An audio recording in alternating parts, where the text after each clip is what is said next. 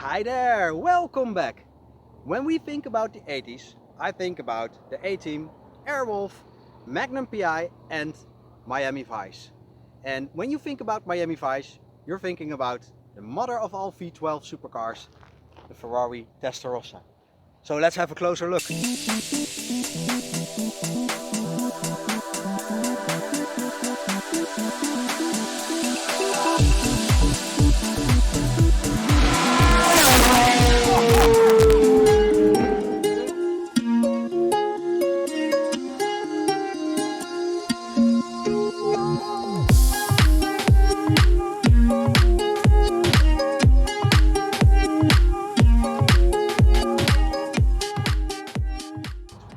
The Testarossa is designed by Pininfarina, and its main design purpose was to create the perfect aerodynamica for this car. This resulted in a bigger and wider car, a longer wheelbase, longer than the predecessor, the BBI, and especially the wedged shape is very familiar with this car. American road rules complied that the side intakes could not be as big as Ferrari really wanted, so Pininfarina solved it with the horizontal lines on the side of the car, which would become the iconic style feature of the 80s. In the first years of its production, the Testarossa was fitted with a high-mounted single mirror on the driver's side. Nowadays we call cars with a high mirror the monospecchio, and the monospecchio is highly desired by car collectors all around the world. Later on, Ferrari lowered the mirror. Some say that the high mirror was due to the visibility of the back, but and rules and regulations applied that the mirror had to be changed. And from 1987, the Testarossa had two mirrors, one on each side of the car. In 1986, Gianni Agnelli, the chairman of Fiat at that time, commissioned Ferrari to build a Ferrari Testarossa Spider for its 20th anniversary as a chairman. That is the only official Spider built by Ferrari. We all know one extra. French cut, Rattarossa has a special, very special edition of the Testarossa Spider. But I've seen the real Testarossa Spider in real life a few years ago in Italy. It was in Maranello, and well, that thing is absolutely stunning.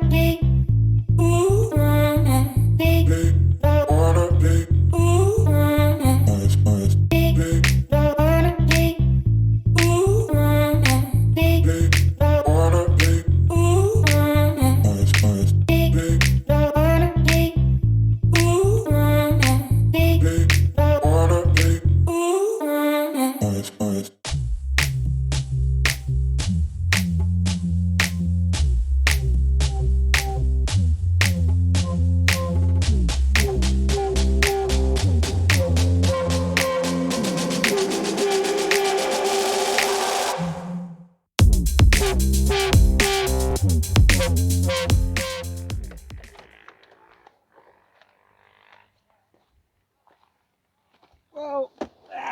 Ooh, it's low. Let's see what we have here. Wow. I'm just speechless, guys. Hope you can see me.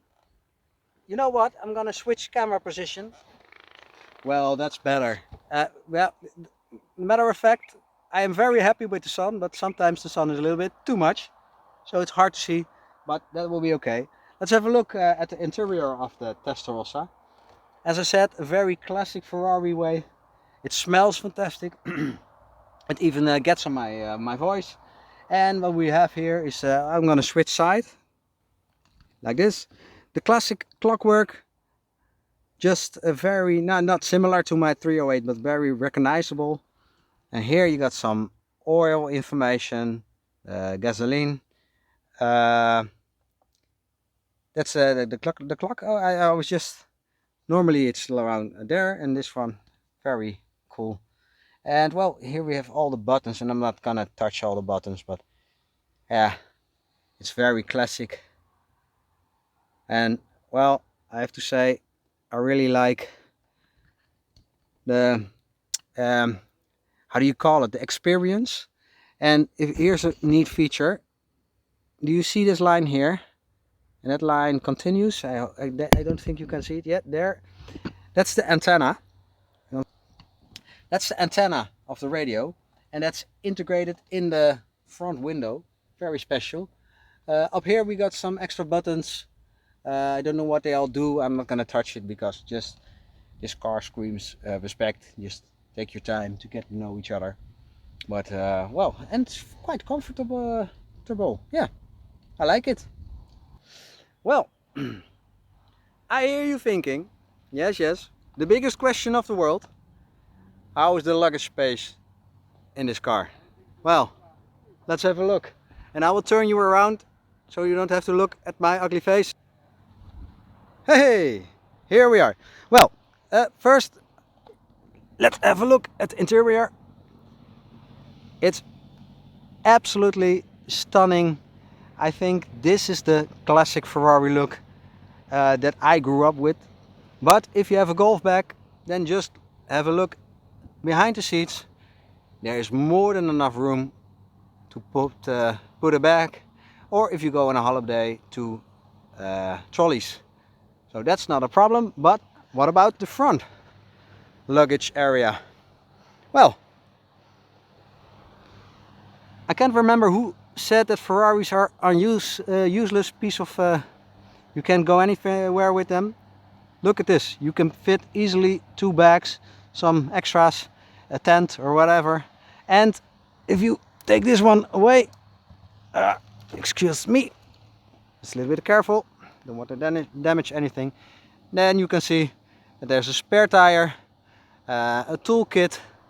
Well, it's like you if you have a flat tire, you're gonna exchange the tire. I don't think you will, but okay. Even belts, so you can change the belt on our way. Well, to be honest, this is quite a practical car, storage wise then.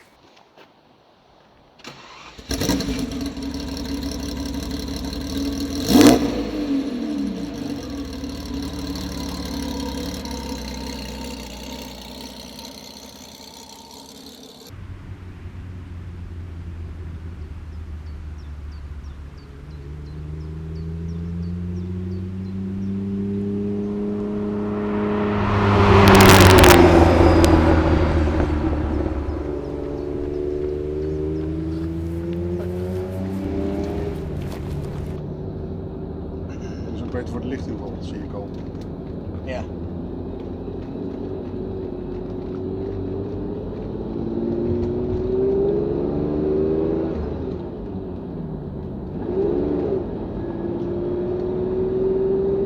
Wow.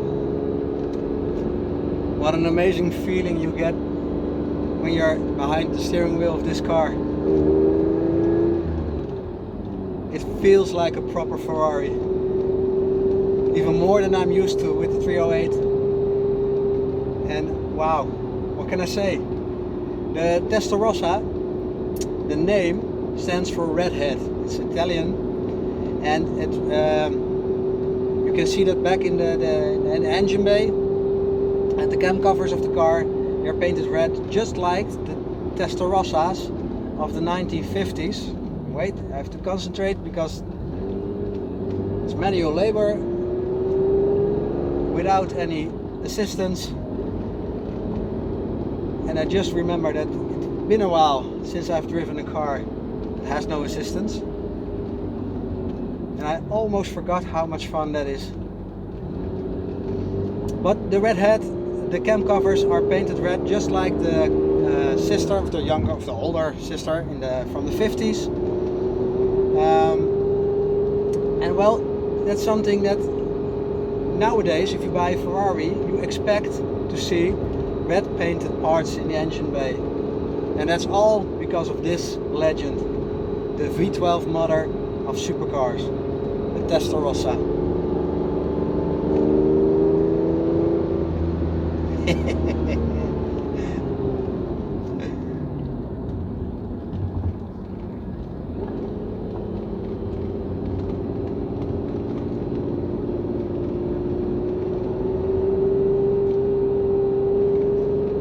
The Testarossa was introduced at the Paris Auto Show of 1984, and she has been in production until 1992. That's a long time for a car.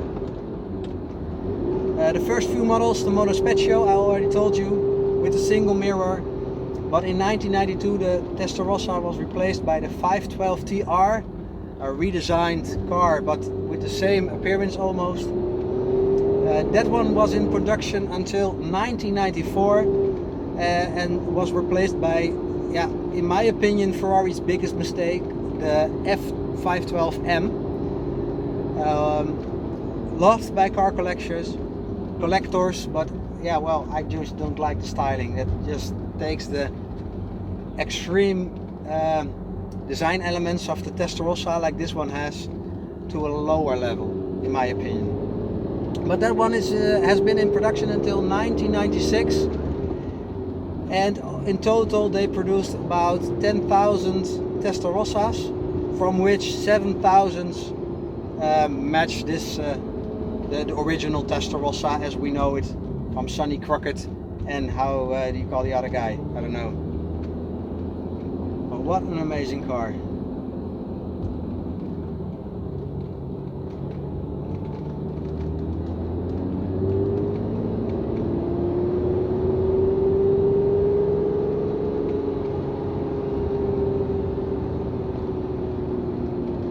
Too bad it's a little bit busy, especially with bikes. Here in Netherlands you get free bikes with everything, I guess, because everybody drives one. So as a car guy, yeah, it's hard sometimes, but that's the beauty of an older car like this. This one is 33 years old, where you can enjoy them without exceeding the speed limits, or just the drive alone is fantastic. You know what? The Testarossa is the type of car I would like to do a nut and bolt restoration on. She has everything that you need for a classic, and I would love to take a car like this apart and build it up just like it came from a factory. And if you are into Ferrari and you want a real Ferrari experience, this is the type of car you have to buy. But if you just want a car that you can start and go to the mall or go whatever every day of the week, well, my advice is buy a 599, because this is a, well, purist car.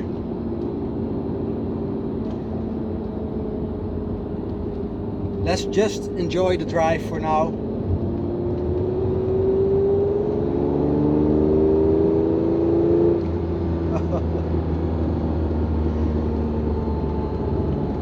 "33 years old.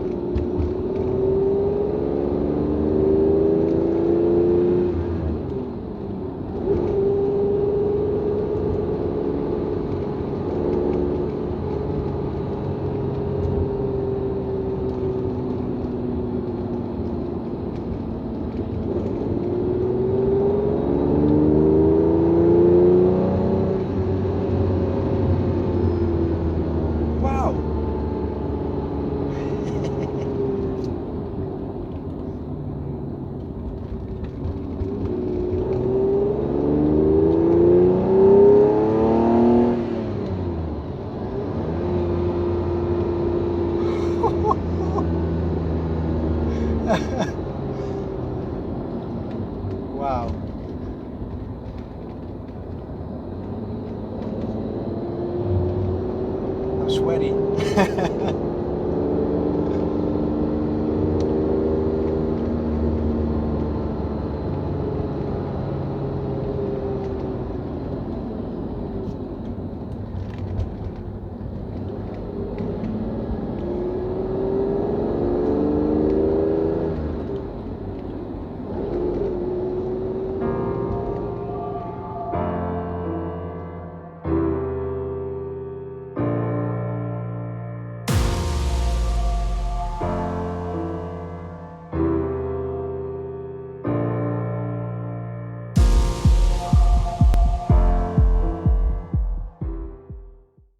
The Testarossa has a naturally aspirated 4.9 liter V12 engine.